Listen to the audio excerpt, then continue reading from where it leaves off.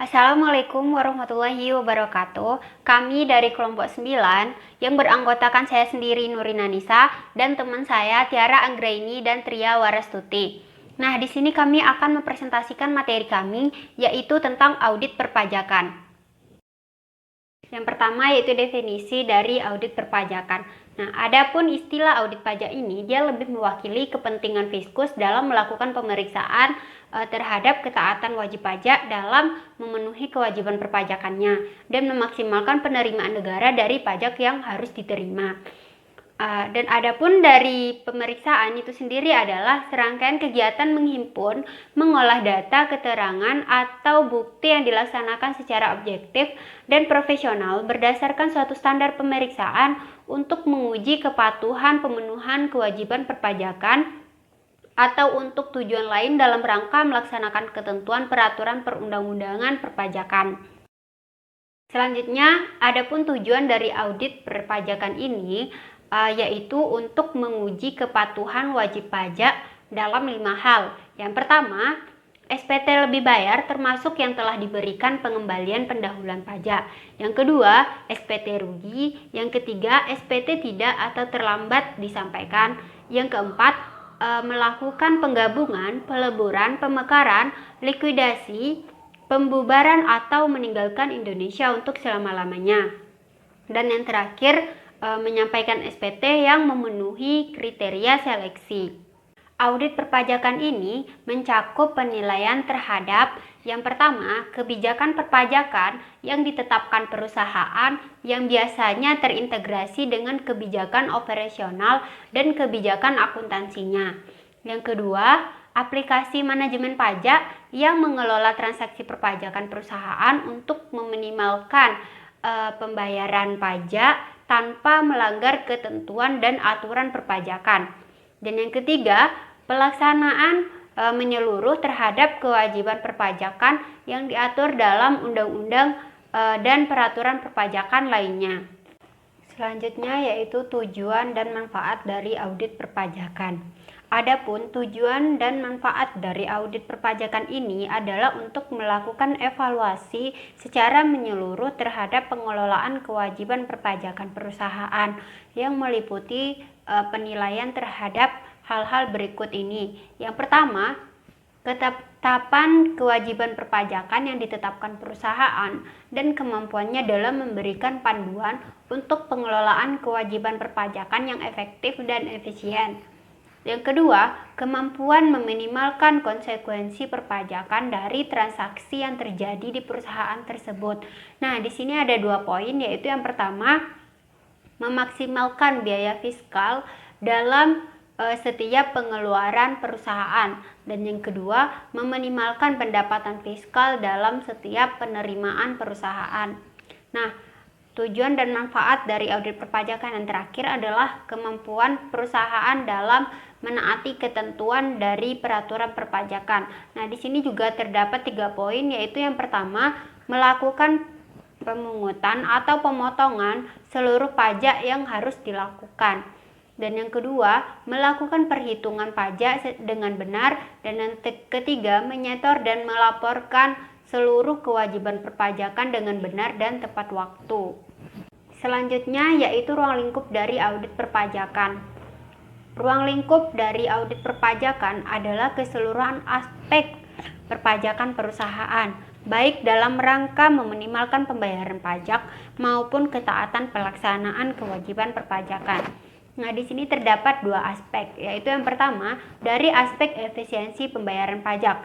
Adapun dari aspek efisiensi pembayaran pajak, audit melakukan penilaian terhadap kemampuan perusahaan dalam yang pertama meminimalkan penghasilan kena pajak, dan yang kedua dalam memaksimalkan deductible expense. Nah, kalau dari aspek ketaatan dalam pelaksanaan kewajiban perpajak yaitu ada 4. Yang pertama dalam pemungutan dan pemotongan pajak. Yang kedua, penghitungan pajak dengan benar. Yang ketiga, penyetoran pajak dengan benar. Dan yang keempat, pelaporan pajak secara lengkap dan tepat waktu. Selanjutnya, poin pertama, meminimalkan penghasilan kena pajak. Meminimalkan penghasilan kena pajak menyangkut strategi pengelolaan transaksi pendapatan agar tidak mengandung dampak perpajakan baik final maupun tidak final. Yang kedua, memaksimalkan deductible expenses.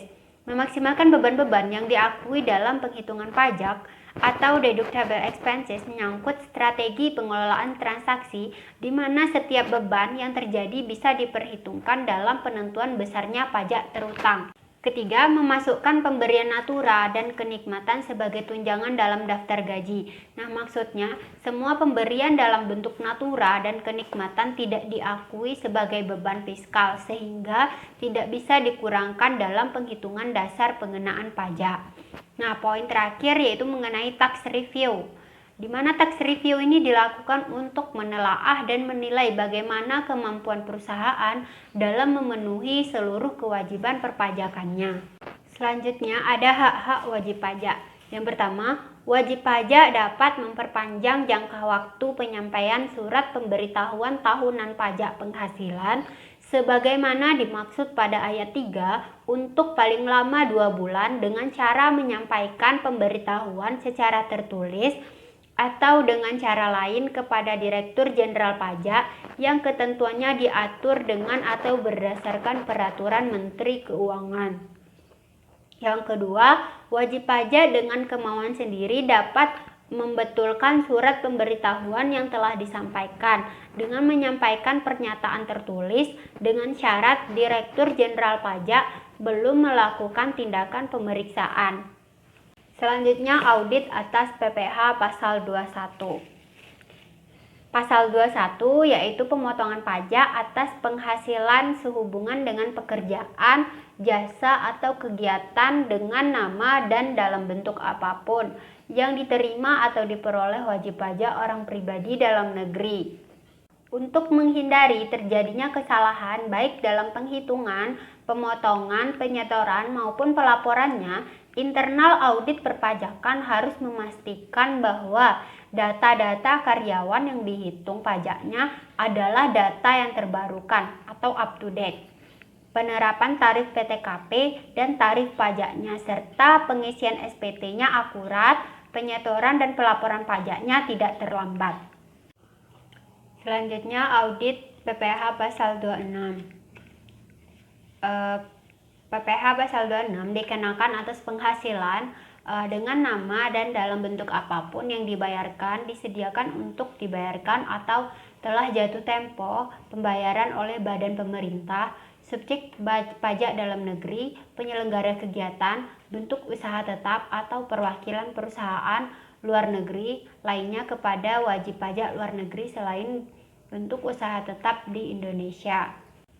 Untuk audit PPh pasal 26, jika sebagai pemotong, wajib pajak harus menyetor PPh pasal 26 yang dipotong pajak paling lama tanggal 10 bulan berikutnya dari waktu pemotongan dan melaporkannya paling lama 20 hari setelah masa pajak berakhir.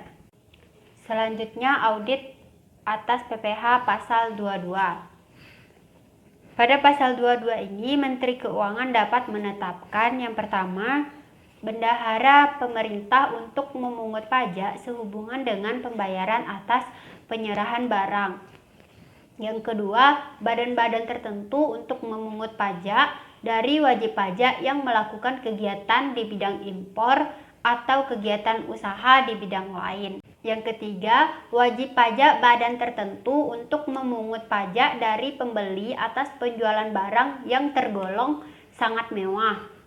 Nah, sebagai pemungut, wajib pajak harus menyerahkan bukti pemungutan kepada wajib pajak sesuai aturan yang berlaku.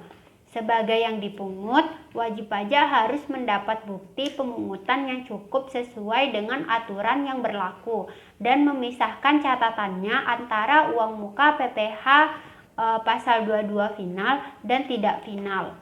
Selanjutnya audit atas PPh pasal 23, yaitu dikenakan atas penghasilan berikut. Yang pertama, sebesar 15% dari jumlah bruto atas dividen, bunga, royalti, dan hadiah. Yang kedua, sebesar 2% dari jumlah bruto atas sewa dan penghasilan lain yang sehubungan dengan penggunaan harta. dan sebesar 2% juga dari jumlah bruto atas imbalan sehubungan dengan jasa teknik, jasa manajemen, jasa konstruksi, jasa konsultan, dan jasa lainnya selain jasa yang telah dipotong pajak penghasilan sebagaimana yang dimaksud dalam PPh pasal 21. Sebagai pemotong, wajib pajak harus memastikan bukti potong yang sesuai dengan objek pemotongannya dan menyerahkan kepada wajib pajak yang dipotong. Sebagai pihak yang dipungut, PPh pasal 23, wajib pajak harus mendapatkan bukti pungut yang akan digunakan sebagai bukti untuk mengkreditkan pajak terutang pada saat dibuat laporan pajak akhir tahun. Nah, untuk menghindari terjadinya perbedaan antara objek pajak pada SPT masa PPh pasal 23 dengan biaya-biaya yang menjadi objek pajak pemotongan PPh pasal 23, perusahaan harus melakukan penyetoran antara biaya-biaya objek pemotongan PPh pasal 23 yang dibuat dalam rekening tersendiri dengan objek pajak pada SPT masa PPh pasal 23. Saya Trio Restuti. Di sini saya akan melanjutkan penjelasan dari teman saya sebelumnya mengenai slide berikutnya. Adapun pada slide berikutnya ini yang dibahas ialah audit atas PPh pasal 25.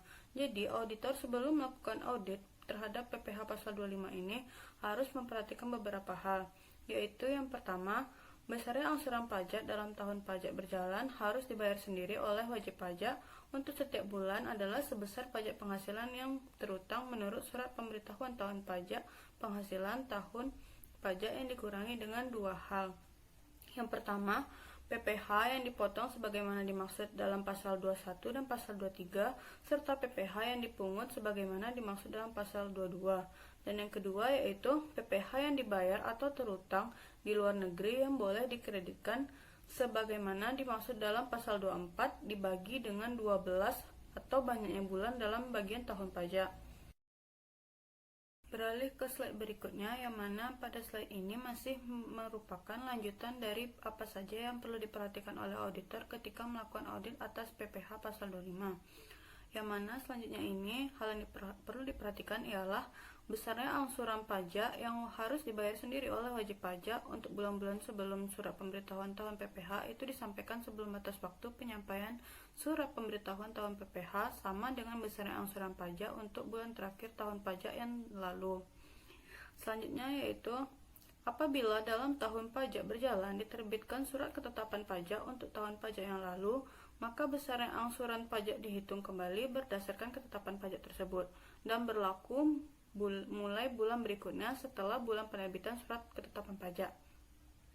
Selanjutnya yaitu Direktur Jenderal Pajak berwenang untuk menetapkan perhitungan besarnya angsuran pajak dalam tahun pajak berjalan dalam hal-hal tertentu. Selanjutnya ialah Menteri Keuangan menetapkan perhitungan besarnya angsuran pajak bagi WP baru, bank, BUMN, BUMD, WP masuk bursa, dan sebagainya. Lanjut ke slide berikutnya, ini masih merupakan lanjutan dari slide sebelumnya, yaitu bagaimana apa saja yang harus diperhatikan oleh auditor ketika mengaudit atas PPh pasal 25. Yang mana pada slide ini dikatakan bahwa WP pribadi dalam negeri yang tidak memiliki NPWP dan telah berusia 21 tahun yang bertolak ke luar negeri itu wajib membayar pajak yang ketentuannya diatur oleh PP. Dan yang terakhir yaitu ketentuan sebagaimana dimaksud dalam ayat 8 berlaku sampai dengan Desember 2010, yang mana penyetoran PPh 25 itu harus dilakukan paling lambat tanggal 15 bulan berikutnya. SSP atas setoran tersebut harus disimpan dan memiliki nilai sama dengan angsuran PPh 25 yang telah dilakukan pada buku besarnya. Pengkreditan PPh 25 pada perhitungan pajak terutang terakhir tahun harus didukung dengan SSP tahap PPh 25 dengan jumlah yang sama. Slide berikutnya ialah mengenai audit atas perhitungan pajak akhir tahun. Nah, di sini audit atas perhitungan pajak akhir tahun itu dibagi menjadi dua, yaitu pada pasal 28 dan pada pasal 29. Yang pertama yaitu pada pasal 28, di mana dalam pasal 28 ini ada beberapa hal yang perlu diperhatikan, yang mana bagi WP dalam negeri dan bentuk usaha tetap, pajak yang terutang itu dikurangi dengan kredit pajak untuk akhir tahun yang bersangkutan, berupa yang pertama, pemotongan pajak atas penghasilan dari pekerjaan jasa dan kegiatan sebagaimana dimaksud dalam pasal 21. Selanjutnya yaitu pemungutan pajak atas penghasilan dari kegiatan di bidang impor atau kegiatan usaha di bidang lain sebagaimana dimaksud dalam pasal 22. Selanjutnya yaitu pemotongan pajak atas penghasilan berupa dividen, bunga, royalti, sewa, hadiah, dan penghargaan dan imbalan jasa sebagaimana dimaksud dalam pasal 23. Selanjutnya yaitu pajak yang dibayar atau terutang atas penghasilan dari luar negeri yang boleh dikreditkan itu sebagaimana dimaksud dalam pasal 24. Selanjutnya, pembayaran yang dilakukan oleh WP sendiri sebagaimana dimaksud dalam pasal 25. Dan yang terakhir yaitu pemotongan pajak atas penghasilan sebagaimana dimaksud dalam pasal 26 ayat 5. Berikutnya masuk ke pasal 29, di mana dalam pasal ini itu diatur beberapa hal, yang mana untuk meminimalkan pembayaran pajak penghasilan badan itu WP dapat melakukan pengelolaan kewajiban perpajakan akhir tahun melalui beberapa cara, antara lain yang pertama yaitu review dan analisis pajak terutang akhir tahun PPh badan. Yang kedua yaitu strategi menghemat pajak penghasilan akhir tahun. Di sini ada dua strategi. Yang pertama menunda pengakuan penghasilan ke tahun berikutnya, dan selanjutnya yaitu meningkatkan atau mempercepat pengakuan biaya atau kerugian dalam tahun berjalan. Selanjutnya yaitu yang ketiga menghindari pajak lebih bayar dan rugi fiskal, dan yang terakhir yaitu memperhatikan langkah-langkah strategis lainnya. Ialah audit atas kewajiban PPN. Nah, pada audit atas kewajiban PPN ini, di mana kewajiban wajib pajak yang telah ditetapkan sebagai pengusaha kena pajak atau PKP itu meliputi pemungutan, penyetoran, dan pelaporan pajak pertambahan nilai atas penyerahan barang kena pajak atau BKP dan atau jasa kena pajak atau JKP yang diserahkan, seperti yang diatur dalam pasal 3A dan pasal 4 Undang-Undang Nomor 42 Tahun 2009 tentang PPN. Selanjutnya yaitu PPN. Seperti yang kita ketahui, PPN ini sendiri terbagi dua, yaitu pajak masukan dan pajak keluaran. Nah, pada pajak masukan yang perlu diperhatikan oleh auditor ialah bagaimana memaksimalkan PPN masukan yang dapat dikreditkan adalah bagian dari strategi wajib pajak untuk meminimalkan arus kas keluarnya untuk penyetoran PPN.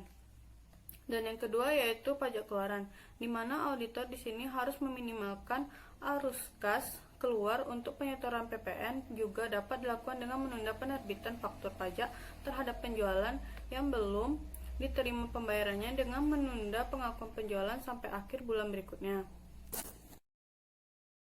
Pada slide berikutnya ini terdapat beberapa jenis pajak penghasilan, yaitu yang pertama tax holiday bagi industri pionir, yang kedua yaitu investment allowance untuk penanaman modal bidang usaha tertentu dan garis miring atau di daerah tertentu, dan yang ketiga itu ada kawasan ekonomi atau KEK, yang keempat yaitu fasilitas untuk kegiatan pemanfaatan sumber energi terbarukan, yang kelima yaitu kemudahan perhitungan pajak penghasilan atas penghasilan usaha dengan perbedaan bruto tertentu, yang keenam yaitu penurunan tarif PPh bagi perseroan terbuka, yang ketujuh yaitu pengurangan 50% tarif PPh bagi wajib pajak badan. Slide selanjutnya ini masih merupakan beberapa jenis yang merupakan pajak penghasilan, di mana yang ke-8 ini ada pengurangan angsuran PPh pasal 25 dalam tahun berjalan, yang ke-9 ini ada pengurangan PPh pasal 25 dan garis miring atau penundaan pembayaran PPh pasal 29 bagi wajib pajak industri tertentu, yang ke-10 yaitu ada bantuan, sumbangan, dan hibah yang dikecualikan sebagai objek PPh, yang ke-11 yaitu ada bantuan atau santunan yang dibayarkan Badan Penyelenggara Jaminan Sosial dikecualikan dari objek PPh, yang ke-12 itu ada zakat dan sumbangan wajib keagamaan dikecualikan dari objek PPh, yang ke-13 itu ada sisa lebih badan atau lembaga nirlaba yang dikecualikan dari objek PPh, dan yang ke-14 ini ada beasiswa yang dikecualikan dari objek PPh. Baiklah, saya akan melanjutkan presentasi berikutnya, di mana poin ke-15 yaitu penghasilan tertentu dana pensiun yang dikecualikan dari objek PPh. Kriteria penerima dari poin ini ialah dana pensiun yang telah disahkan oleh Menteri Keuangan. Kemudian bentuk fasilitasnya yaitu pengecualian dari objek PPh atas penghasilan tertentu dana pensiun dengan sebagai contohnya yaitu yang pertama bunga diskonto, imbalan dari deposito, kemudian juga tabungan pada Bank Indonesia. Selanjutnya ada bunga diskonto, imbalan dari deposito, maksud saya imbalan dari obligasi syariah dan lain sebagainya. Kemudian yang ketiga ada dividen dari saham perusahaan yang listing di Bursa Efek Indonesia. Selanjutnya poin ke-16 yaitu keuntungan karena pembebasan utang debitur kecil yang dikecualikan dari objek pajak. Di mana kriteria penerimanya yaitu debitur kecil yang memiliki utang tidak lebih dari 350 juta. Termasuk kredit usaha tani, kemudian ada kredit usaha kecil, kredit kepemilikan rumah sangat sederhana, kredit usaha keluarga prasejahtera dan lain sebagainya. Dengan bentuk fasilitas yaitu keuntungan atau pembebasan utang, debitur kecil dikecualikan dari objek PPh. Selanjutnya poin 17 yaitu pembentukan atau pemupukan dana cadangan yang boleh dibebankan sebagai biaya. Dengan kriteria penerima yaitu bank, sewa guna usaha, perusahaan pembiayaan konsumen, dan perusahaan ajak piutang. Yang kedua ada badan usaha yang menyalurkan kredit. Kemudian yang ketiga ada asuransi atau badan penyelenggara jaminan sosial, kemudian ada lembaga penjamin simpanan, kemudian ada WP pertambangan, kemudian yang selanjutnya ada wajib pajak di bidang kehutanan, kemudian wajib pajak di bidang usaha pengolahan limbah industri. Dengan bentuk fasilitas yaitu pembentukan atau pemupukan dana cadangan yang boleh dikurangkan dari sebagai biaya. Yang pertama ada cadangan piutang tak tertagih pada bank, badan usaha kredit lainnya. Kemudian ada cadangan premi untuk usaha asuransi, kemudian ada biaya reklamasi untuk bidang pertambangan, kemudian ada biaya penanaman kembali untuk usaha di bidang kehutanan, kemudian ada cadangan untuk biaya penutupan dan pengolahan atau pemeliharaan tempat pembuangan limbah. Selanjutnya adalah penghapusan piutang yang nyata-nyata tidak dapat ditagih yang dikurangkan dari penghasilan bruto. Dengan kriteria penerima yaitu WP yang melakukan hal-hal yang memenuhi persyaratan seperti telah dibebankan dalam laporan laba rugi komersial, kemudian menyerahkan daftar piutang kepada DJP, kemudian telah menyerahkan perkara ke pengadilan negeri. Selanjutnya di bentuk fasilitas yaitu penghapusan piutang yang nyata-nyata tidak dapat ditagih tersebut dapat dibebankan secara fiskal sepanjang memenuhi persyaratan yang telah disebutkan sebelumnya. Kemudian yang ke-19 ada zakat dan sumbangan wajib keagamaan lainnya sebagai pengurang penghasilan bruto, di mana ke kriteria penerimanya yaitu wajib pajak orang pribadi atau wajib pajak badan pemeluk agama yang diakui di Indonesia yang membayarkan kepada BAS, Badan Amil Zakat atau LAS atau lembaga keagamaan yang ditunjuk dan disahkan oleh pemerintah. Kemudian bentuk fasilitasnya yaitu zakat atau sumbangan keagamaan yang sifatnya wajib berupa uang atau yang setara dengan uang dapat dikurangkan dari penghasilan bruto.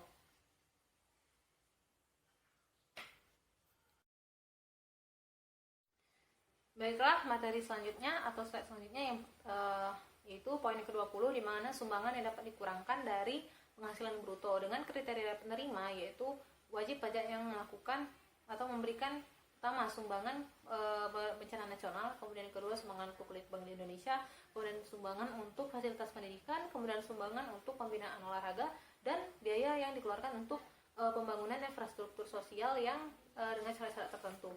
Kemudian poin ke-21 yaitu pemberian natura bagi pegawai yang dapat dibebankan sebagai biaya dengan kriteria penerima yaitu WP pemberi kerja, wajib pajak pemberi kerja yang memberikan natura atau kenikmatan kepada pegawainya. Kemudian poin 22 yaitu biaya telepon seluler dan kendaraan perusahaan yang dapat dibebankan sebagai biaya, di mana kriteria penerimanya yaitu wajib pajak yang membebankan biaya telepon seluler dan kendaraan perusahaan. Kemudian fasilitas ini dapat dimanfaatkan dengan cara self assessment sehingga tidak perlu lagi menyampaikan permohonan. Kemudian poin ke-23 yaitu fasilitas dalam rangka merger atau pemekaran usaha dengan wajib pajaknya, kriteria penerimanya yaitu wajib pajak yang melakukan merger.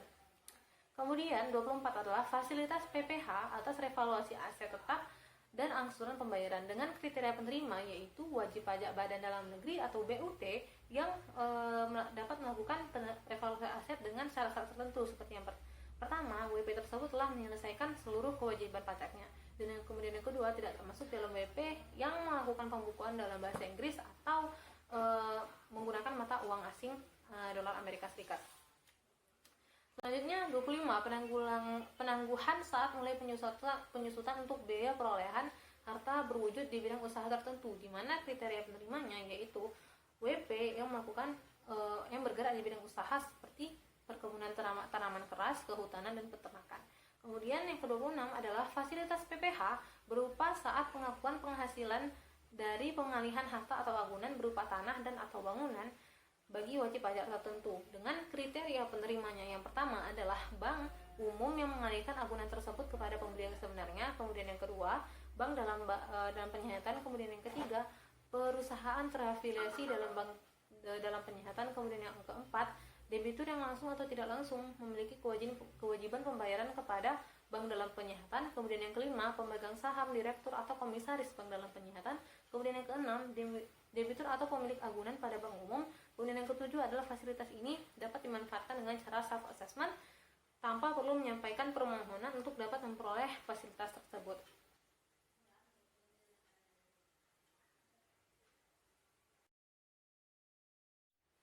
Baiklah, slide selanjutnya yaitu poin ke-29, maksud saya ke-27, yaitu fasilitas PPH atas penghasilan bunga kredit non-performing oleh bank, di mana kriteria penerimanya adalah wajib pajak bank. Kemudian yang ke-28 adalah fasilitas PPH terkait saat pengakuan penghasilan berupa keuntungan karena pembebasan utang yang diperoleh debitur tertentu dengan kriteria penerima, yaitu debitur wajib pajak dalam negeri yang melakukan restrukturisasi utang usaha dengan BPPN sesuai dengan kebijakan pemerintah. Kemudian poin ke-29 yaitu organisasi internasional yang tidak termasuk subjek PPH, di mana kriteria penerimanya yang pertama, organisasi internasional yang apabila memenuhi syarat yaitu Indonesia menjadi bagian dari anggota organisasi internasional tersebut, dan yang kedua, tidak mendapatkan penghasilan dari Indonesia selain pemberian pinjaman kepada pemerintah. Dan yang B, organisasi internasional berbentuk kerjasama teknik dan atau kebudayaan dengan syarat kerjasama teknik tersebut memberi manfaat pada pemerintah Indonesia. Kemudian tidak menjalankan usaha atau kegiatan lain yang dapat memperoleh penghasilan dari Indonesia. Selanjutnya C adalah pejabat-pejabat perwakilan dari organisasi internasional dengan syarat ia bukanlah WNI serta tidak memperoleh penghasilan lain dari Indonesia atau tidak menjalankan usaha atau kegiatan yang dapat memperoleh penghasilan dari Indonesia. Selanjutnya yang D adalah organisasi-organisasi internasional yang telah memenuhi persyaratan harus yang ditetapkan dalam peraturan Menteri Keuangan. Selanjutnya yang ke-30 adalah fasilitas PPH ditanggung pemerintah atas hibah dan dana pinjaman luar negeri, di mana kriteria penerimanya yaitu seperti kontraktor, konsultan, atau supplier utama dalam kontrak kerjasama atau berdasarkan kontrak melaksanakan proyek-proyek pemerintah yang didanai oleh hibah atau pinjaman atau dana pinjaman dari luar negeri.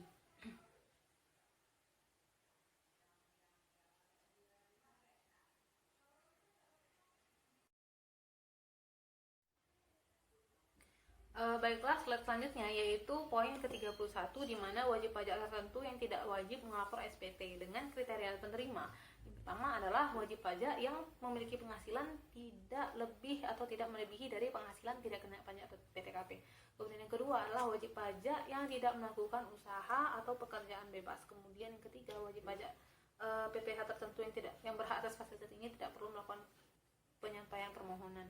Kemudian poin ke-32 yaitu kenaikan penghasilan tidak kena pajak atau PTKP dengan kriteria penerima yaitu wajib pajak orang pribadi dalam negeri, dan yang kedua, fasilitas ini dilaksanakan secara self assessment sehingga tidak perlu penyampaian permohonan untuk mendapatkan fasilitas tersebut.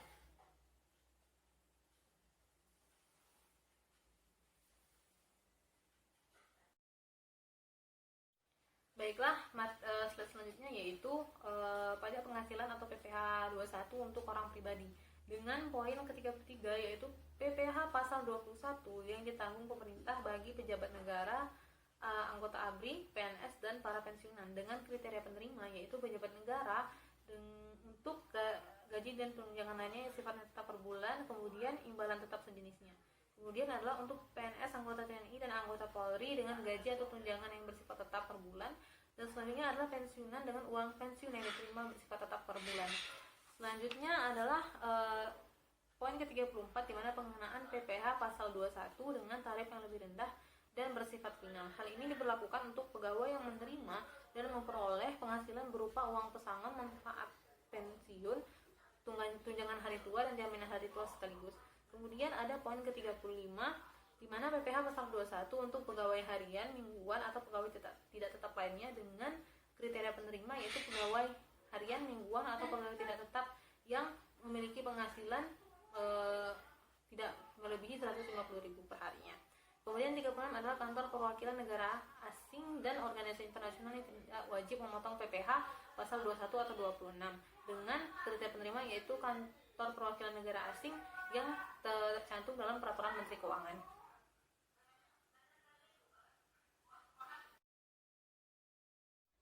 Slide selanjutnya yaitu pajak penghasilan pasal 22, 23, dan 26.